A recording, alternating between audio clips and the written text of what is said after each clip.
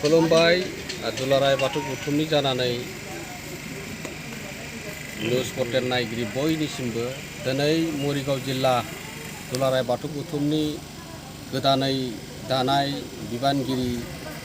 बिथांमोननि समायखिरा लानाय हाबाफारियाव मिरु गौथुमनिफ्राय बाहागो लाफैदों। दिनै कुसतुलि बियाब बाथौ थानसालियाव बे समायखिरा होनाय हाबाफारिया सोलिगासिनो दङ आरो बेजोंनो मिरु दौरि कानाइ बसुमतारीनि दैदेननायाव दिनै समायखिरा होनाय हाबाफारिया सोलिदों। दिनै मरिगाव जिल्ला दुलाराय बाथौ गौथुमखौ मोनसे मोजां फोसाबनाय फोगोमनाय आरो खौसेथि गोजोन थासारि लाबोनो हानायनि गोजान बिबानगिरि बिथांमोनखौ दिनै समायखिरा होनाय जादों आरो बेयाव दुलाराय बाथौ गौथुमनि सिङाव थानाय मरिगाव जिल्ला दुलाराय बाथौ गौथुम बिथांमोननि मावथि फारिया बिथांमोना दिनै जाबायदि ओंखारबोनानै खामानि मावदों आरो बेजोंनो लोगोसे दिनै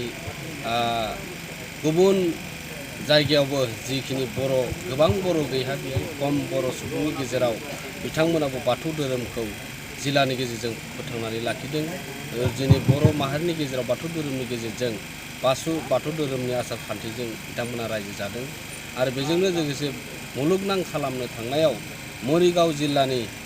बाथौ सिबियारि बिथांमोनाबो नारा नाथा नाजागासिनो आरो गावनि आसार खान्थिखौ मालाबाबो खोमाना लायाखै आरो दिनैसिम फोथांनानै लाखिनो हादों आरो बेजोंनो लोगोसे दिनै दुलाराय बाथौ धोरोमखौ धोरोम हिसाबै थांनायाव बिथांमोनाबो आगानसे दिनैनि बिबानगिरि बिथांमोना दावखोबोनो हादों आरो दिनै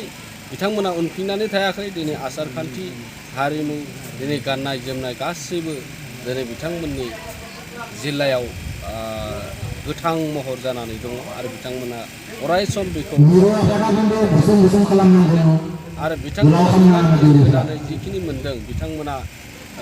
जिखिनि मावनांगौ खामानि बाथौ धोरोमनि मावनांगौ खामानि बिथांमोना मावलांनो थाखाय दिनैनि समाव साखाफारा जादों आरो जिखिनि दिनै गोदानै बिबान मोननाय आफादगिरि सुखदेब ब्रह्म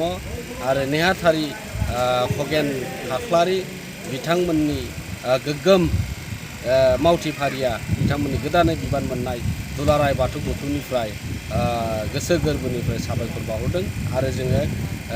मिरु गौथुमा नांनाय बायदि हेफाजाब मोनगोनखौ आसा फारिनानै बिथांमोननि जि मावफारिया मोजाङै मोजां मावलांनो हाथों बेनि थाखाय दुलाराय बाथौ गौथुमनि जानानै खुलुमनाय आरो सिबिनायखौ जासिहरदों। खुलुमबाय।